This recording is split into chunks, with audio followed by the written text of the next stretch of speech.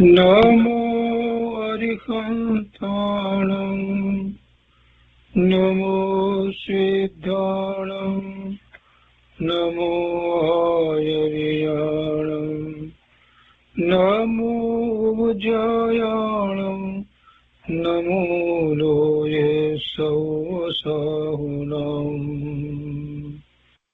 असपञ्चनमोकारो सर्वपावपणासनो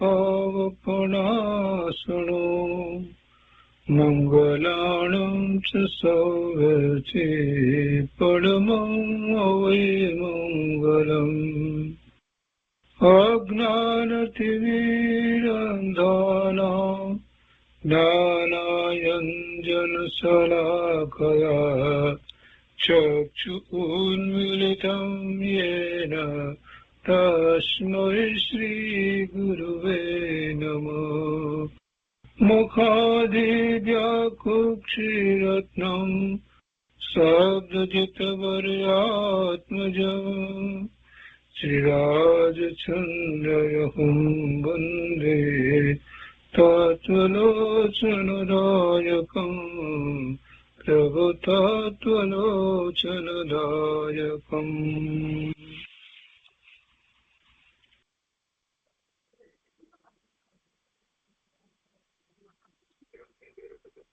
કૃપાળુદેવના રચનામૃતનો સ્વાધ્યાયમાં આપણે 23મા વર્ષના પત્રોનો સ્વાધ્યાય કરી રહ્યા છીએ.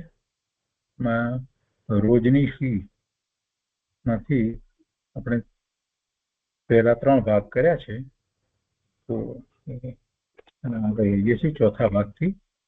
પુસ્તકમાં પાના નંબર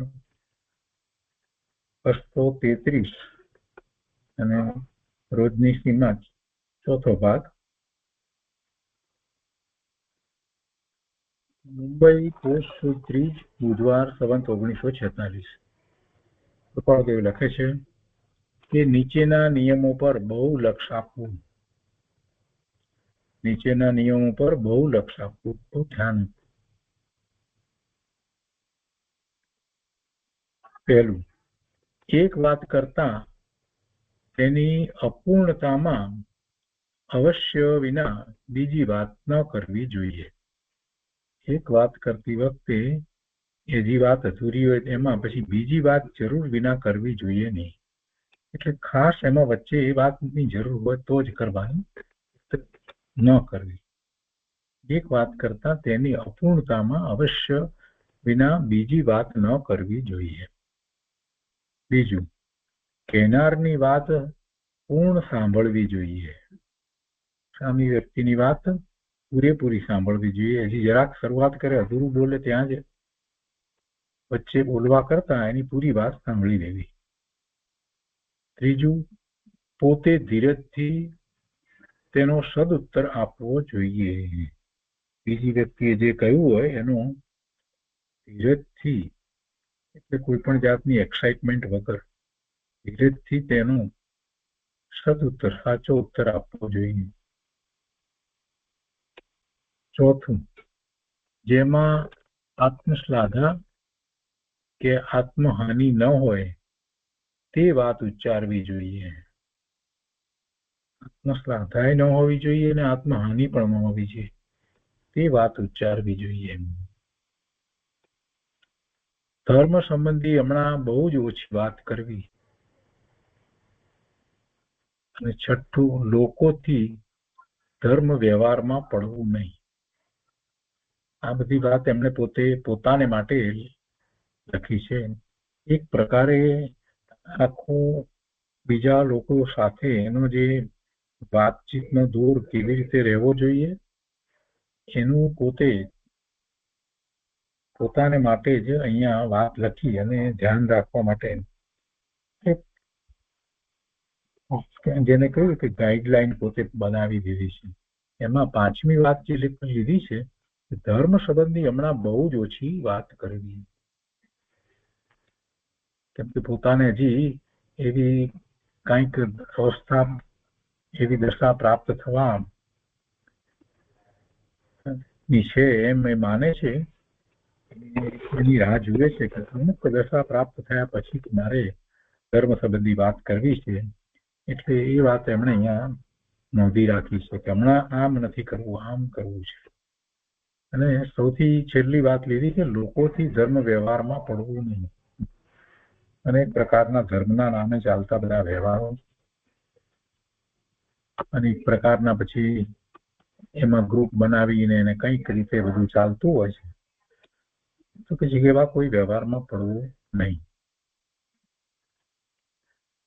પછીથી રોજની સીમા 5મો ભાગ છે, એમાં એક પંક્તિ લખી છે 2 લીટીની. મુંબઈ વૈશાખ સુદ ચોથ ગુરુવાર સંવત 1946 માં લખે છે ગુરુદેવ કે આજ મને ઉચ્છરંગ અનુપમ જન્મ કૃતાર્થ જોગ જણાયો. આજ મને ઉચ્છરંગ અનુપમ, અંદરમાંથી એવો આનંદ આવ્યો અને એમ લાગ્યું કે જન્મ મારો કૃતાર્થ થયો, હું જાણે કે કૃત્ય થયો એમ લાગ્યું, જન્મ મારો સફળ થયો.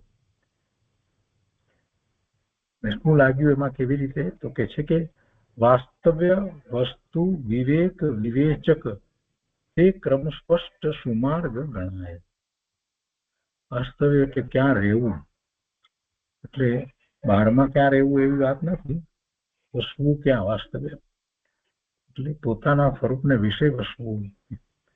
વસ્તુ પોતાનું સ્વરૂપ, વિવેક પોતાને પરમાર્થે શું હિતકારી છે અને શું હિતકારી નથી, અને વિવેચક એટલે બીજા પર વિવેચકની પણ વાત આવી શકે, પણ મુખ્યત્વે તો પોતાનું જ અંદરમાં જ એવું ચિંતન ચાલે એ વિવેચક.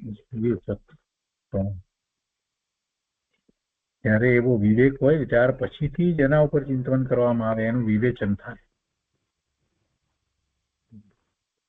તો એ ક્રમ વાસ્તવ્ય વસ્તુ વિવેક વિવેચક તે ક્રમ સ્પષ્ટ સુમાર્ગ ગણાયો. એ ક્રમમાં એ પોતે આગળ વધી શકે. બધાને માટે આ વાત છે. એ ક્રમ સ્પષ્ટ સુમાર્ગ ગણાયો. એમને એવો આનંદ થયો અને એમાં પછી આ રીતે એમને લાગ્યું કે આમ જ આગળ વધાશે, એટલે એમને એવી પંક્તિ લખી નાખી. એ પછીથી રોજની સીમા 6ઠ્ઠો ભાગ છે. મુંબઈ વૈશાખ વદ 5મ શુક્રવાર સંવત 1946. આ બધું મુંબઈમાં એમણે લખ્યું છે. જોઈએ છીએ આપણે જે લખાણ શરૂ કર્યું ત્યારથી જોઈએ, વિચાર કરીએ તો રોજનીની અંદર મુંબઈમાં સંવત 1946માં કારતક વદ એકમ પછી ત્રીજ એમ કરીને ત્યારથી શરૂ કરીને લખ્યું છે. મુંબઈમાં અત્યાર સુધી આ બધું મુંબઈમાં લખ્યું છે. તો 5મો ભાગ થયો. 6ઠ્ઠો ભાગ લઈએ. મુંબઈ વૈશાખ વદ 5મ શુક્રવાર સંવત 1946. ઈચ્છા વગરનું કોઈ પ્રાણી નથી. ઈચ્છા વગરનું કોઈ પ્રાણી નથી. વિવિધ આશાથી તેમાં પણ મનુષ્ય પ્રાણી રોકાયેલું છે. જીવ માત્ર ને સંસાર પર્યાયમાં હોય ત્યારે ઈચ્છા છે. ઈચ્છા વગરનું કોઈ પ્રાણી નથી. અને વિવિધ આશાથી તેમાં પણ મનુષ્ય પ્રાણી રોકાયેલું છે. કેટલાય પ્રકારે એને આશા છે, મહત્વાકાંક્ષા છે, બધું છે. ઈચ્છા આશા જ્યાં સુધી અતૃપ્ત છે ત્યાં સુધી તે પ્રાણી અધોવૃત્તિવત છે. અધોવૃત્તિવત છે એટલે ત્યાં સુધી તો એને પડવાનું જ થાય, પરમાર્થ સાધી શકે નહીં. ઈચ્છા આશા જ્યાં સુધી અતૃપ્ત છે ત્યાં સુધી તે પ્રાણી અધોવૃત્તિવત છે. ઈચ્છા જય વાળું પ્રાણી ઉર્ધ્વગામીવત છે. ઈચ્છાનો જેને જય કર્યો છે, ઈચ્છાને જીતી લીધી છે, જેને કોઈ ઈચ્છા નથી રહી એવું તો કોને હોય? સમ્યક દર્શન થયા પછીથી સ્વરૂપમાંથી આવતા આનંદ સુખ શાંતિનો અનુભવ થયા પછીથી જીવને પછી એવી ઈચ્છાઓ રહેતી નથી. એટલે એને ઈચ્છા જય હોય છે. અને ઈચ્છા જય વાળો જે જીવ છે એને પછી સ્વરૂપનું લક્ષ્ય થાય અને એમાં વધારે ને વધારે આગળ વધે, પુરુષાર્થ કરે એમ થાય. પણ જ્યાં સુધી ઈચ્છા છે ત્યાં સુધી એ વાત છે. એક તો એને 12મા સુખની બુદ્ધિ છે. ઈચ્છા છે એટલે 12માં કંઈક કરવું છે એવી પણ વાત હોય, એટલે પરનું કરતાપણું પણ હોય અને 12મા સુખની બુદ્ધિ પણ હોય. એવું છે તો એનો અર્થ એ થયો કે એને લીધે થઈ અને એ તરફ જ રોકાયો છે. સદાય એનું મન 12માં ને 12માં જ રહ્યું છે. ઉપયોગ સ્વ તરફ વળતો જ નથી. અને એટલા માટે જ મહાપુરુષોએ બધાએ ઈચ્છા જયની વાત કરી છે. જય કરવું. અને ઈચ્છા જય વાળું પ્રાણી ઉર્ધ્વગામી વચ્ચે એ આગળ પોતાનો પુરુષાર્થ કરી શકે છે, સમજી શકે છે. એ પછી રોજની ફીનો 7મો ભાગ છે. અહીંયા મુંબઈ, જેઠ સુદ ચોથ ગુરુવાર સંવત 1946. એમાં કોઈકને સંબોધીને આખી વાત લખી છે કે પરિચય. તમને હું ભલામણ કરું છું કે તમે યોગ્ય થવાની તમારામાં ઈચ્છા ઉત્પન્ન કરો. હું તે ઈચ્છા પૂર્ણ કરવામાં સહાયક થઈશ. તમને હું ભલામણ કરું છું કે તમે યોગ્ય થવાની તમારામાં ઈચ્છા ઉત્પન્ન કરો. હું તે ઈચ્છા પૂર્ણ કરવામાં સહાયક થઈશ. એટલે પહેલા તો એવી ઈચ્છા થવી જોઈએ કે પોતે એવી યોગ્યતા પ્રાપ્ત કરે અને પછી એ યોગ્યતા માટેનો પ્રયત્ન કરે. અને એમાં કૃપાળુદેવ કહે છે હું તેમાં સહાયક થઈશ. આગળ લખે છે કે તમે મારા અનુયાયી થયા અને તેમાં મને પ્રધાન પદ જન્માંતરના યોગથી હોવાથી તમારે મારી આજ્ઞાનું અવલંબન કરી પ્રવર્તવું એ ઉચિત ગણ્યું છે. તમે મારા અનુયાયી થયા અને તેમાં મને પ્રધાન પદ જન્માંતરના જન્મોથી ના યોગથી હોવાથી, પોતાનું પ્રધાન પદ પહેલેથી હોવાથી તમારે મારી આજ્ઞાનું અવલંબન કરી પ્રવર્તવું તે ઉચિત ગણ્યું છે. અને હું પણ તમારી સાથે ઉચિતપણે પ્રવર્તવા ઈચ્છું છું, બીજી રીતે નહીં. હું પણ તમારી સાથે ઉચિતપણે પ્રવર્તવા ઈચ્છું છું, બીજી રીતે નહીં. જો તમે પ્રથમ જીવન સ્થિતિ પૂર્ણ કરો તો ધર્માર્થે મને ઈચ્છો. એવું કરવું ઉચિત ગણું છે. અને જો હું કરું એટલે કે હું જીવન સ્થિતિ પહેલા પૂર્ણ કરું તો ધર્મ પાત્ર તરીકે મારું સ્મરણ થાય એમ થવું જોઈએ. એટલે પોતે ન હોય તો એમની અનુપસ્થિતિમાં પેલાને જેમને વિષય લખ્યું છે એમને આ ધર્મ પાત્ર હતા એમ હોવું જોઈએ, એમ સ્મરણ રહેવું જોઈએ. બંને ધર્મમૂર્તિ થવા પ્રયત્ન કરીએ, મોટા હર્ષથી પ્રયત્ન કરીએ, હર્ષ સહિત પ્રયત્ન કરીએ, ધર્મમૂર્તિ થવા પ્રયત્ન કરીએ. તમારી ગતિ કરતા મારી ગતિ શ્રેષ્ઠ થશે એમ અનુમાન્યું છે. મતિમાં બુદ્ધિપૂર્વક એવું માન્યું છે. તમારી ગતિ કરતા મારી ગતિ શ્રેષ્ઠ થશે એમ અનુમાન્યું છે મતિમાં. તેનો લાભ તમને આપવા ઈચ્છું છું. કારણ ઘણા નિકટના તમે સંબંધી છો. ઘણા નિકટના તમે સંબંધી છો. તે લાભ તમે લેવા ઈચ્છતા હો તો બીજી કલમમાં કહ્યા પ્રમાણે જરૂર કરશો એવી આશા રાખું છું.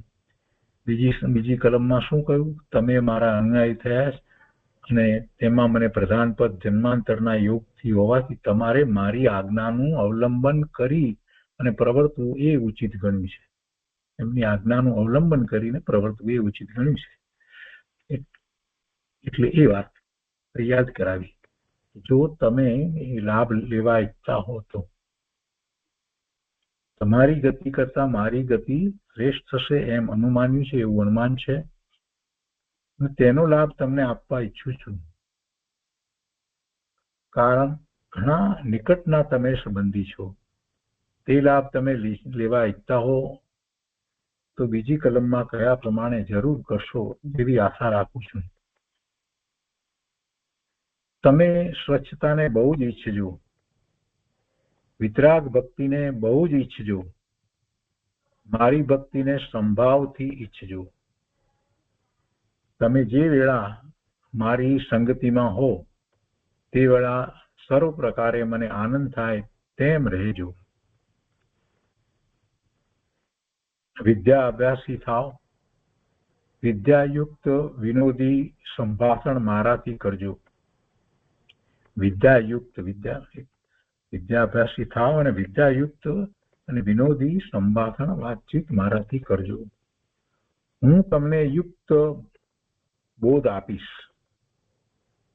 તમે રૂપ સંપન્ન, ગુણ સંપન્ન અને રિદ્ધિ તેમજ બુદ્ધિ સંપન્ન તેથી થશો. પાછી એ દશા જોઈ હું પરમ પ્રસન્ન થઈશ અને એવી તમારી દશા જોઈને હું પરમ પ્રસન્ન થઈશ. કોને માટે લખ્યું હશે એ સવાલ છે. એક અપેક્ષા એમ લાગે કે એમના પત્ની માટે લખ્યું હોય, પણ એવું કઈ સ્પષ્ટ નથી.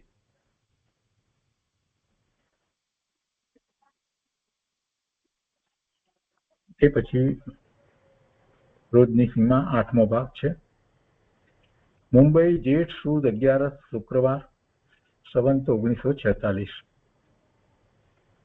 કૃપાળુદેવ લખે છે કે સવારના 6 થી 8 સુધીનો વખત સમાધિ યુક્ત ગયો હતો. સવારના 6 થી 8 સુધીનો વખત સમાધિ યુક્ત ગયો હતો.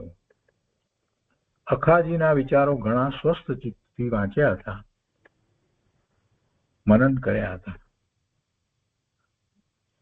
અખા ભક્ત કવિ થઈ ગયા. એમના છપ્પા બહુ જાણીતા હતા.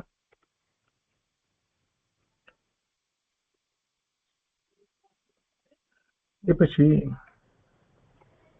9મો ભાગ છે. મુંબઈ જેઠ સુદ 12 શનિવાર સંવંત 1946. કૃપાળુદેવ લખે છે કે આવતીકાલે રેવાશંકરજી આવવાના છે. રેવાશંકરજી એટલે કે એ એમના કાકા સસરા હતા. રેવાશંકર જગજીવન એ એમના કાકા સસરા હતા. તો એમને માટે પહેલેથી નોંધ લખી રાખી છે શું કરવું કેમ. એ ઉપરથી આપણને ખ્યાલ આવે છે કે કૃપાળુદેવ દરેક વાતમાં કેટલા જીવટપૂર્વક વર્તતા હતા. દરેક વસ્તુમાં. આવતીકાલે રેવાશંકરજી આવવાના છે માટે ત્યારથી નીચેનો ક્રમ પ્રભુ પાર્થ સચવાવો. ભગવાન ને પ્રાર્થના કરીને લખે છે એવી રીતનો કે માટે ત્યારથી નીચેનો ક્રમ પ્રભુ પાર્થ સચવાવો. એટલે મારો એ ક્રમ સચવાઈ ગઈ. પહેલું કાર્ય પ્રવૃત્તિ એ કરવાનું છે તેની પહેલા એ લેવું એમ. પછી સાધારણ ભાષણ સકારણ. ત્રીજું બંનેના અંતઃકરણની નિર્મળ પ્રીતિ. ચોથું ધર્મ અનુષ્ઠાન અને પાંચમું વૈરાગ્યની તીવ્રતા. એ ક્રમ આમ કે સચવાય. પોતાનો આ ક્રમ સચવાય. કાર્ય પ્રવૃત્તિ, સાધારણ ભાષણ સકારણ, કારણ સહિત જે કઈ વાતચીત હોય, બંનેના અંતઃકરણની નિર્મળ પ્રીતિ, પછી ધર્મ અનુષ્ઠાન અને વૈરાગ્યની તીવ્રતા. એ પછીથી 10મો ભાગ છે રોજનીશીનો. મુંબઈ, જેઠ વદ 11 શુક્રવાર સંવત 1946. લખે છે કે તને તારું હોવાપણું માનવામાં ક્યાં શંકા છે? શંકા હોય તો તે ખરી પણ નથી. પોતાને માટે સ્વગત લખ્યું હોય અથવા કોઈને પણ માટે લાગુ પડે એવી વાત છે. આ તો બધાને સમજવા જેવી વાત છે. તને તારું હોવાપણું માનવામાં ક્યાં શંકા છે? અને શંકા હોય તો તે ખરી પણ નથી. એ શંકા ખોટી છે. એવી શંકા રાખવાનું કોઈ કારણ નથી. જેને એવી શંકા દૂર થઈ ગઈ છે એ તો પરમાર્થે ઘણો આગળ વધી જાય છે. તને તારું હોવાપણું માનવામાં ક્યાં શંકા છે? એટલે પોતાનું અસ્તિત્વ માનવામાં જીવને ક્યાં શંકા છે એવો પ્રશ્ન. આપણને એમ લાગે કે બહુ સાદી વાત છે. આમાં તો મને મારા અસ્તિત્વ સંબંધી મને કોઈ શંકા નથી, મારું અસ્તિત્વ છે. પહેલી દ્રષ્ટિ કોઈને પણ એમ લાગે, શાસ્ત્રનો અભ્યાસ બહુ ન હોય એને એમ લાગે કે તને તારું હોવાપણું માનવામાં ક્યાં શંકા છે? તારું હોવાપણું તો છે ને, એટલે તારું અસ્તિત્વ તો છે ને, એમાં ક્યાં શંકા છે? પણ બહુ ગૂઢ અર્થ છે એમાં. તારું હોવાપણું એટલે તું કોણ? હોવાપણે જે છે જેનું અસ્તિત્વ છે એની વાત લેવી છે ને. તો અસ્તિત્વ કોનું છે? ત્યારે આ વાત કૃપાળુદેવ મને એમ કહેતા હોય તને તારું હોવાપણું માનવામાં ક્યાં શંકા છે? તો મને મારા હોવાપણામાં મને શંકા નથી. તો મારું હોવાપણું, મારું અસ્તિત્વ એમાં મને શંકા નથી. તો મારું કયું અસ્તિત્વ? આ વર્તમાન પર્યાય એ નથી વાત. એ કઈ મારું અસ્તિત્વ નથી, સાચું અસ્તિત્વ નથી. અસ્તિત્વ જે છે જે અનાદિથી છે એવું મારું અસ્તિત્વ. એવા અસ્તિત્વના સ્વીકારની અહીંયા તો વાત છે. પોતાનું અસ્તિત્વ કેવું અસ્તિત્વ? તો કે જે ભૂતકાળમાં હતું, વર્તમાનમાં છે ને ભવિષ્યકાળમાં પણ રહેવાનું છે. જે અસ્તિત્વ પોતાનું ક્યારેય કોઈ રીતે બદલાતું નથી, એ હલકું થતું નથી. એ તો એવું ને એવું સિદ્ધ સમાન પૂર્ણ પવિત્ર એવું અસ્તિત્વ પોતાનું છે. એ અસ્તિત્વ સંબંધીનો વિચાર કરવાનો છે. એવા અસ્તિત્વ, એવા પોતાના હોવાપણામાં શંકા છે. ત્યાં સુધી પોતાના એવા હોવાપણામાં શંકા છે ત્યાં સુધી જીવ મોક્ષ માર્ગનો પુરુષાર્થ કરી શકતો જ નથી. પોતાનું સાચું અસ્તિત્વ કેવું છે એનો નિર્ણય કરી અને એમાં પછી કોઈ શંકા ન હોય, કોઈને કારણે પણ નથી. મારું અસ્તિત્વ એવું ને એવું ટકી રહ્યું છે, જળવાઈ રહ્યું છે અનંતકાળથી, ગમે તે પર્યાયમાં જવા છતાં પણ એ કોઈને કારણે નથી. અને એવા અસ્તિત્વની અહીંયા તો વાત છે. એવું મારું હોવાપણું, હું ભગવાન આત્મા જ્ઞાન આનંદ સ્વરૂપ સદાય ત્રિકાળ એવો ને એવો જ છું. ભૂતકાળમાં તો અત્યારે છું ને ભવિષ્યમાં પણ એમ જ રહીશ. સંસાર પર્યાય બદલાઈ અને સિદ્ધિની પર્યાય થશે, કેમ કે મારું અસ્તિત્વ તો એવું જ છે. એટલે આવી શંકા નથી. એનો અર્થ જ એ થયો કે પોતાના વાસ્તવિક સ્વરૂપનો નિર્ણય થઈ ગયો છે. અને જેને એવા વાસ્તવિક સ્વરૂપનો નિર્ણય થઈ ગયો છે એ સમ્યક દર્શન પ્રગટ કરે છે, એને પછી કોઈ શંકા રહેતી નથી, કોઈ શંકા હોતી નથી. પોતાના અસ્તિત્વ માટે શંકા હોય તો તે ખરી પણ નથી. એક નાનું વાક્ય છે પણ બહુ ગૂઢ અર્થ એમાં સમાયો છે. પોતાના અસ્તિત્વ વિશે, જેવું અસ્તિત્વ ભગવાનના જ્ઞાનમાં મારું દેખાયું છે એવા અસ્તિત્વ વિશે મને શંકા નથી, એમ દ્રઢતા કરવાની છે. એ પછી 11મો ભાગ છે.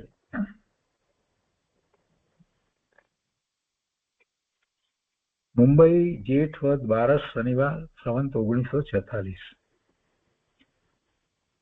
ગઈકાલ રાત્રે એક અદ્ભુત સ્વપ્ન આવ્યું હતું. પોતાને સ્વપ્ન આવ્યું હતું એની વાત એમને રોજની સીમા લખી છે. ગઈકાલ રાત્રે એક અદ્ભુત સ્વપ્ન આવ્યું હતું. જેમાં બે પુરુષોની સમીપે આ જગતની રચનાનું સ્વરૂપ વર્ણવ્યું હતું. કૃપાળુદેવને તો બધા એવા પ્રશ્નો કરવા વાળા હતા ને, પત્રમાં પૂછાવતા હતા ને જે અનુયાયી હતા એ પૂછતા અને કૃપાળુદેવ સમજાવતા. તો જગતની રચનાનું સ્વરૂપ એમણે બે પુરુષ એટલે બે કે ત્રણ જે છે તેમને એમને સમજાવ્યું, એનું વર્ણન કર્યું. સ્વપ્નની વાત છે. પ્રથમ સર્વ ભૂલાવી પછી જગતનું દર્શન કરાવ્યું હતું. પ્રથમ સર્વ ભૂલાવી, પહેલા બધું ભૂલાવી અને પછી જગતનું દર્શન કરાવ્યું હતું કે જગત આવું છે. સ્વપ્નમાં મહાવીર દેવની શિક્ષા સપ્રમાણ થઈ હતી. ઓહો, ભગવાન મહાવીરની શિક્ષા શું છે ત્યાંથી સ્મરણ જ્ઞાન થયા પછીથી ઘણી બધી વાત તો એમને એમ જ સ્પષ્ટ હતી. અને પ્રભુની શિક્ષા તો એમને જે હતી તે સતત અંતરમાં રમ્યા કરતી હોય ત્યારે સ્વપ્નમાં પણ એ વાત આવે. સ્વપ્નમાં મહાવીર દેવની શિક્ષા સપ્રમાણ થઈ હતી. જેમ છે તેમ પ્રભુની શિક્ષા એટલે કે જીનવાણીમાં જે રીતે વાત આવી છે જીવના સ્વરૂપની, વર્તમાન પર્યાયની અને મૂળ સ્વરૂપ જે શુદ્ધ છે તો એવી શુદ્ધ પર્યાયની એટલે સિદ્ધની પર્યાયની કેવી રીતે પ્રાપ્ત થાય એની બધી જ વાત દિવ્યધ્વનિમાં આવી છે. અને એમાં જે વાત આવી છે કેવી રીતે પુરુષાર્થ કરવો, સ્વરૂપનો નિર્ણય કરી સ્વરૂપ તરફ વળી અને પોતાના શુદ્ધ સ્વરૂપને પ્રગટ કરવું. આ મહાવીર સ્વામી ભગવાનની શિક્ષા છે. કેટલાય લોકો જય ભગવાન કરે છે, મહાવીર સ્વામી ભગવાન કી જય બોલે છે, પણ પ્રભુની આજ્ઞા શું છે એ સમજતા નથી. જીનવાણીમાં શું વાત આવી છે એનો વિચાર કરતા નથી. ગૌતમ સ્વામીએ આટલી બધી મોટી રચના કરી તો પછી એ બધી વાત કઈ એમની મનગળત કલ્પિત તો નથી. એ પણ 4 જ્ઞાનના ધણી હતા અને સાહિક સમ્યક દ્રષ્ટિ, ભગવાનના ગણધર અને પ્રભુની દિવ્ય ધ્વનિમાંથી એમણે જે વાત ગ્રહણ કરી અને આ 12 અંગની 14 પૂર્વની જે રચના કરી એ કોઈ સામાન્ય વસ્તુ તો નથી જ. તો એનો તો વિચાર જ નથી કરતા મોટા ભાગના. એ બધી રચના જે થઈ અને એ રચનામાં પછી એ મૌખિકપણે પહેલા આચાર્યોની પરંપરામાં આગળ ચાલી, પછી લોકોની યાદ શક્તિ ઘટતી ગઈ એટલે લખી લેવાયા અને એમાંથી કેટલાય શાસ્ત્રો બન્યા. તો એ એટલું બધું નહીં તો પણ જરૂરી એવા કેટલાક શાસ્ત્રોનો અભ્યાસ તો કરવો જોઈએ ને. જીવનમાં એ વાત જ નહીં, બીજી બધી વાત ખરી, પણ એમાં એમ નહીં કે જીવનમાં આપણે ઓછામાં ઓછા 10-15 શાસ્ત્રોનો તો અભ્યાસ કરીએ. 20ના નામ કૃપાળુદેવે આપ્યા છે કે આટલા તો કરવા. તો એવો તો કોઈ વિકલ્પ નથી, મોટા ભાગના નથી આવતો. શાસ્ત્ર કોણ વાંચે તો કે મહારાજ સાહેબ વાંચે, આપણે તો ન વંચાય. હજી તો આવું ને મહારાજ સાહેબે પાછા એમ જ કે તમારે આ ન વંચાય. હવે આવી વાત જ્યાં ચાલતી હોય ત્યાં પછી ભગવાન વર્ધમાન મહાવીર સ્વામીની શિક્ષાની વાત તો શું થઈ શકે? કોણ કરે? કૃપાળુદેવ જેવા કોઈક જ કરે કે પ્રભુની શિક્ષા શું છે. સ્વપ્નમાં મહાવીર દેવની શિક્ષા સપ્રમાણ થઈ હતી. સપ્રમાણ થઈ એટલે કે જેમ છે તેમ પોતાને બરાબર અંદરમાં એ જ બેસી ગયું ને એ જ પ્રમાણે એમ કે આમ જ છે વસ્તુ સ્વરૂપ એમ સપ્રમાણ થઈ. મૂળ વાત સ્વપ્નની અંદર પણ આવું તો સ્વપ્ન અને એ સ્વપ્નનું વર્ણન ઘણું સુંદર અને ચમત્કારી હોવાથી પરમ આનંદ થયો હતો. ભગવાનની શિક્ષા પોતાને જ્યારે કે બરાબર સમજાઈ ગઈ, ગ્રહણ થઈ ગઈ, સમજાઈ ગઈ એટલે માત્ર વિકલ્પ રૂપે નહીં પરંતુ પોતાને જાણે કે ગ્રહણ થઈ ગઈ એટલે સ્વપ્રમાણ શબ્દ મૂક્યો છે કે આમ પોતે એ મય થયા. શરૂઆત કેવી રીતે થઈ? પેલા 2-3 પુરુષને એમને જગતનું સ્વરૂપ, જગતની રચનાનું સ્વરૂપ વર્ણવ્યું ને એ સમજાવતા અને પછી બીજું બધું બોલાવી અને જગતનું દર્શન કરાવ્યું કે જગત તો આવું છે એમ. એટલે જગત વિશેની બધી વાત એમણે કરી હોય, છ દ્રવ્ય વગેરેની બધી કહી હશે. અને એમાં પછી ભગવાન મહાવીરની વાણી માંથી જે બધું આવેલું છે ને, એટલે પછી એ બધી જ વાત એમને આત્મા શુદ્ધ છે, પૂર્ણ છે, પવિત્ર છે, અને એ કેવા ભાવે પોતે પોતાના સ્વભાવ ભાવે પરિણમી અને સુખ શાંતિ ની દશાને શાશ્વતપણે પ્રગટ કરી શકે છે. આ બધી વાત એક પછી જાણે કે ક્રમમાં આવી ગઈ હોય અને એમ જ જાણે પોતાને તો એમ જ છે એવો ભાવ અંદરમાં એ વખતે લાગ્યો હશે. એટલે સ્વપ્નમાં મહાવીર દેવની શિક્ષા સપ્રમાણ થઈ હતી અને એ સ્વપ્નનું વર્ણન ઘણું સુંદર અને ચમત્કારિક હોવાથી પરમ આનંદ થયો હતો. આ જ વસ્તુ છે, આ જ સ્વરૂપ છે, બધું સ્વપ્નમાં થયું. અને પછી લખે છે કે હવે પછી તે સંબંધી અધિક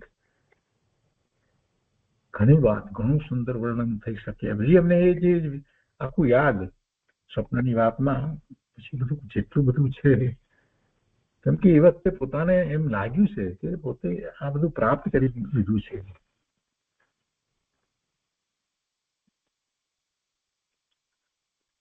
તે પછીથી 12મો ભાગ છે. મુંબઈ, અષાઢ સુદ ચોથ, શનિવાર, સંવત 1946. કળી કાળે મનુષ્યને સ્વાર્થ પરાયણ અને મોહવશ કર્યા. કળી કાળે, પંચમ કાળ, કળિયુગ જે કહો તે, આ પંચમ કાળમાં મનુષ્યો સ્વાર્થ પરાયણ અને મોહવશ થયા છે.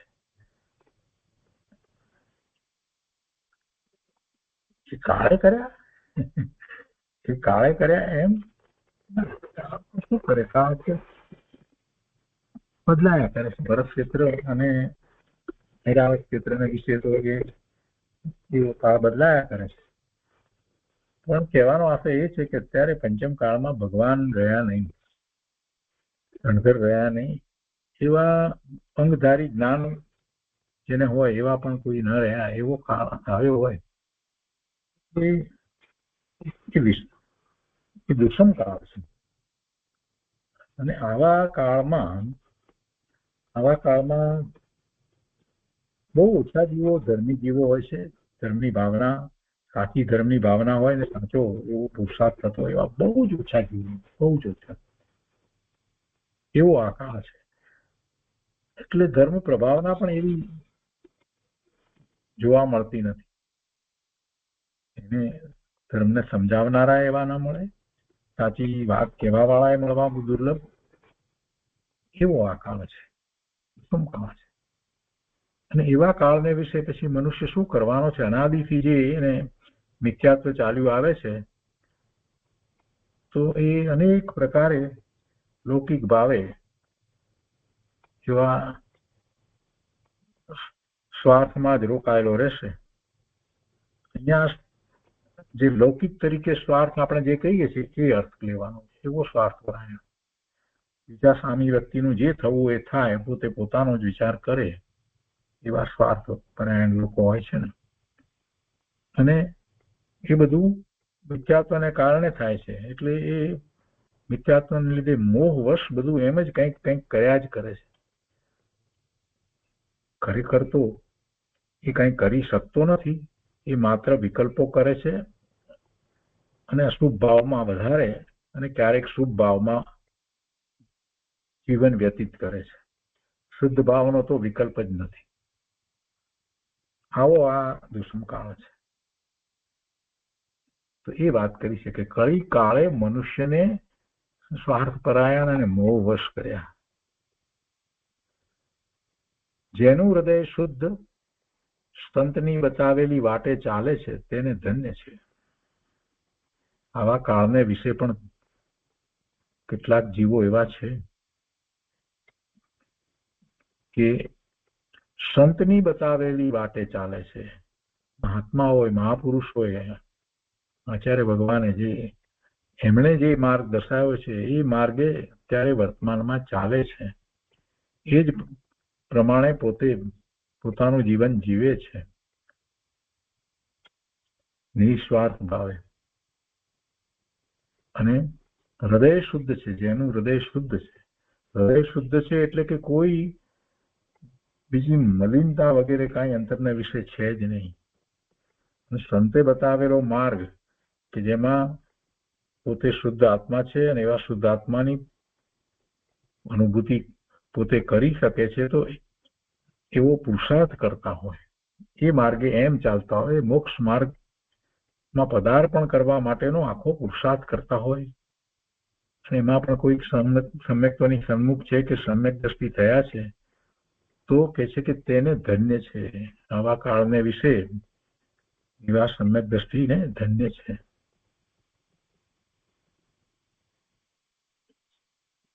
સત્સંગના અભાવથી ચઢેલી આત્મશ્રેણી ઘણું કરીને પતિત થાય છે. ત્રીજું વાક્ય એમાં કે છે કે સત્સંગના અભાવથી ચઢેલી આત્મશ્રેણી, સત્નો સંગ નથી. પહેલું સત્સંગ આપણે 3 પ્રકારે લઈએ છીએ ને. સતનો સંગ એટલે પોતાનું શુદ્ધ સ્વરૂપ, આત્મ સ્વરૂપ, એનો સંગ, એ સત્સંગ.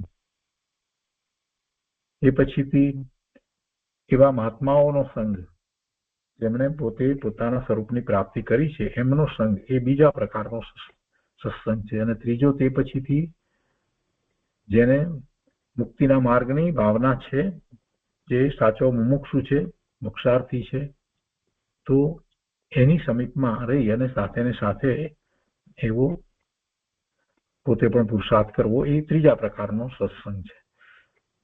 તો અહીંયા કહે છે કે સત્સંગના અભાવથી ચડેલી, એટલે આમાં 3 માંથી કોઈ પણ પ્રકારનો સત્સંગ હોય નહીં,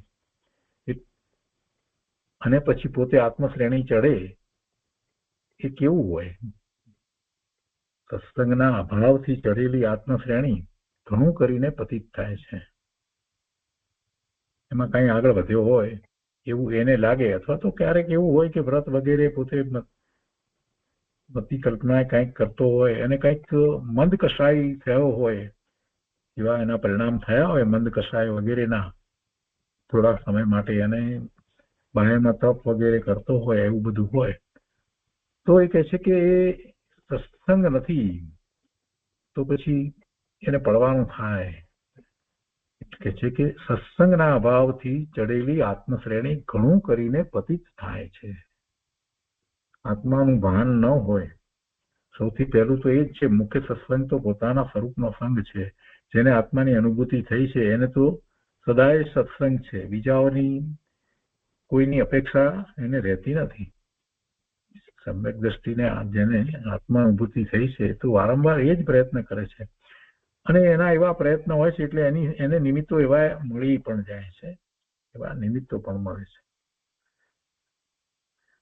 પણ અહીંયા તો 3 પ્રકારના આપણે જે સત્સંગ કહેવાય એનો અભાવ, કોઈ પણ પ્રકારનો સત્સંગ ન હોય અને કોઈક રીતે આગળ વધતો હોય, તો છેવટે એને કૃપાળુદેવ કહે છે કે ઘણું કરીને પતિત થાય છે, પડવાનું થાય છે.